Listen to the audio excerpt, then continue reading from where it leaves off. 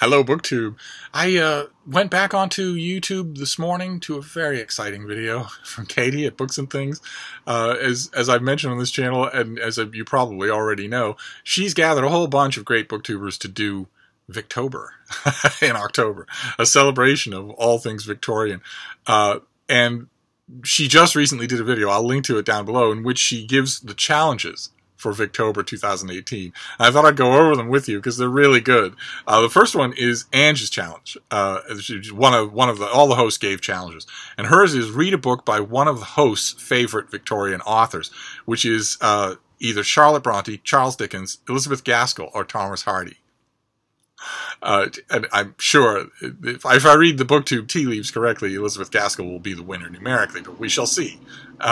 Then challenge number 2 is Kate's challenge, and that is read a Victorian book with a proper noun in the title.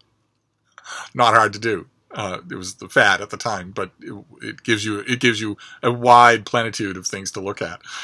Then Katie's challenge is number 3, and that is read a book from the first 10 years of the Victorian period, and or classic bookworm. When you know you're dealing with a classic bookworm when they suggest maybe you'll read 2 books for this challenge, and or a book from the last 10 years of the Victorian period, and that is from roughly 1837 to 1847, all the way to 1891 to 1901.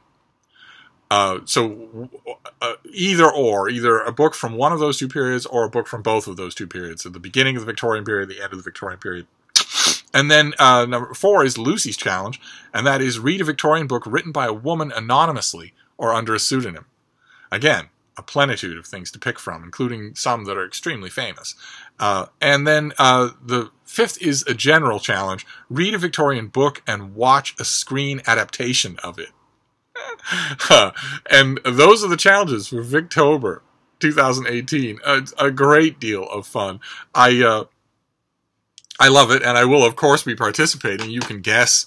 I have only one tiny reservation, and you can guess what it is, which is that Victober. It's a read along to celebrate all things Victorian, but not really. It's one genre out of 20. It's celebrating Victorian fiction.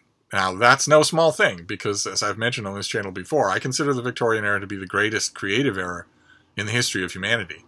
That very much includes fiction, one great novel after another. But it also includes everything else: poetry, drama, philosophy, all the sciences, biology, archaeology, geology, history, biography. It includes all of those things, and there's no hint of that here. The Victober is dealing with one sliver of the Victorian accomplishment, but it's still a mighty big sliver, as you can tell from the wall of examples behind me. So I can't wait to dig in. I'm not gonna make decisions on my challenges immediately. I want to ruminate on these, especially since I'd kind of like to go off the beaten track. The first challenge: read a novel by one of the host's favorite authors. All of the favorite authors there are triple A marquee famous people, and that I'd like that to be, for this particular one, I'd like that to be the only example of a completely famous canonical Victorian writer that I read for Victober. I think I want to go far afield for all the others.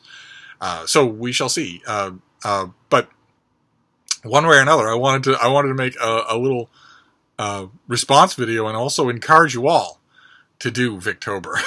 And Victober is going to be lots of fun.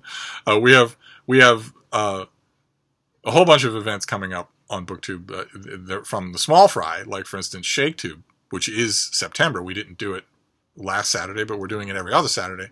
The celebration of Shakespeare across a few channels. But there's also Inktober in October and Nonfiction November in November. And there's another event in November that you're all going to join me for. Okay, and I don't want any foot dragging, and I don't want any, my great aunt's, adopted cat, Tilly, just died, or anything like that.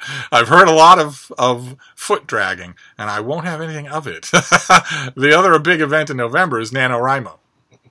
Okay? Where we all write a novel in the month of November. I have lots of other writing commitments, but I'm going to make time for NaNoWriMo. I do every year, and I want all of you to join that, to join me as my buddies. My writing buddies for NaNoWriMo. And I don't want to hear anything about how I just don't have the time. Okay? Because that, not in addition to the fact that it's not true, believe me, it's not true. Believe me, the last thing you want is for me to take that as a challenge and go through your day-to-day life looking for wasted time. I guarantee you I will find oceans of it. Oceans of it, especially if you're a young man under the age of 30. If you're a young man under the age of 30, you waste extravagant amounts of time every day. And yet, you are the fastest one to invoke the myth of, I just don't have any time, dude. But also all the rest of you. It's been my almost unbroken universal experience with humans that when they say they don't have time, if I examine their life, I find oceans, tundras of open time. So if I can maintain daily deadlines and occasionally even put on pants and go outside and have a little Tasmanian devil of a pet that I have to keep satisfied or she'll kill me, then you have the time. If I can have the time despite all that, then you can have the time.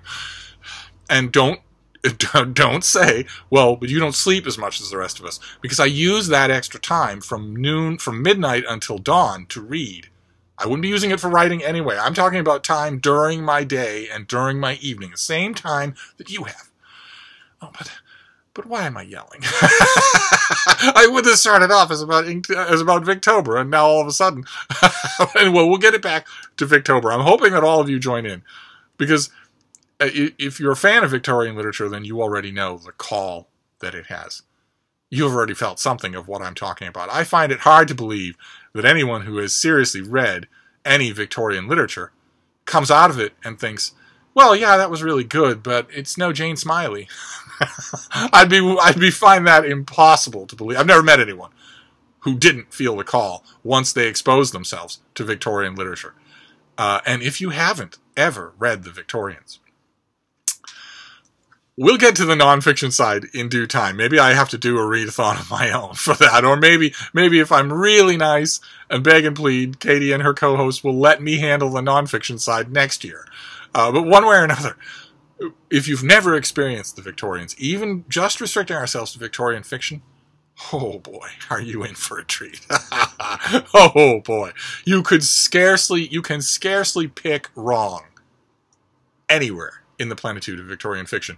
And I say that even though I know perfectly well that the odds are that if you pick blindly, you'll pick Dickens, who's not one of my favorite authors, even so.